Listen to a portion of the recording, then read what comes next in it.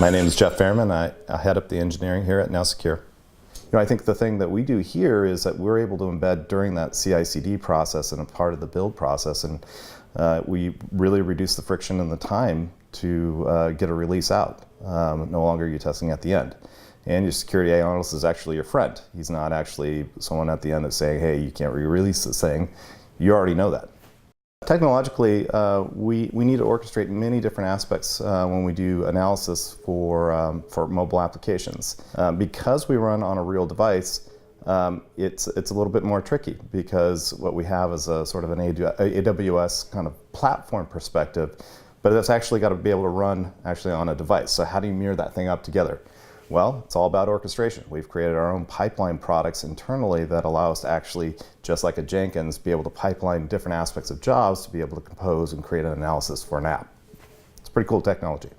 How do we make those outputs be the same even though they're deployed vastly different? It's also another aspect of our stuff is security, right? DevOps people are what we would classically call a secure DevOps person. They're very security minded, and we're instilling our own security within our products and solutions. The way that we have orchestrated our products are such that it's a very linear growth in the sense that with AWS we're able to grow at whatever we need from a Docker container perspective, but our devices kind of expand the same way, such that I think what traditionally companies have taken a fairly long time to actually produce an analysis for an app, we're actually able to break down the job and get a return of an analysis within 15 minutes on average.